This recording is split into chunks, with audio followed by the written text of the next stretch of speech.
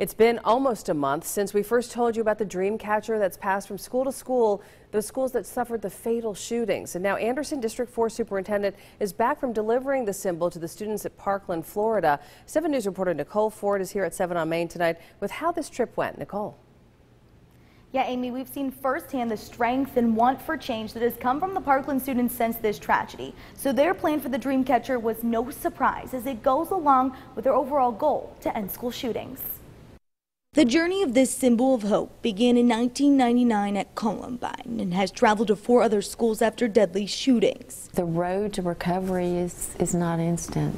It's going to take time, and you need to be kind to one another, and you need to know that people will handle this differently in their own space and their own time. Each time hand-delivered by the previous school. You really don't understand the magnitude of how this impacts and how it trickles out unless you've been through one. And on March 16th, in a private ceremony, the Dreamcatcher was passed amongst the school representatives who once held it in their time of need. Then he shared, what it meant to him and Sandy Hook and just how they're doing and, words of encouragement. From Sandy Hook to Red Lake, people were present as Townville passed the Dreamcatcher onto Parkland. So they held the Dreamcatcher for 17 seconds in honor of everyone that lost their life during that tragedy. But then the students gave it back, asking that the Dreamcatcher be retired. These students were still very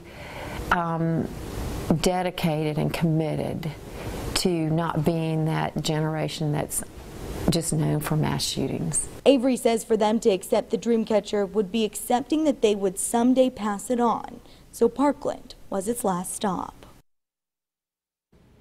Wow, that is a powerful statement by those students. So what happens to the Dreamcatcher now? I mean, do they send it off to a museum or something? What happens? So after they all left Parkland, Florida about 2 weeks ago, the representative that was there from Red Lake, which was actually one of the schools that had previously housed the Dreamcatcher, she was the one that had kind of orchestrated the whole pathway, the whole journey of the Dreamcatcher. So she took it back to Minnesota, and then they're hoping to eventually retire it into a museum. All right. Well, Nicole, thank you for showing us exactly how it played out in Parkland, Florida. Thanks.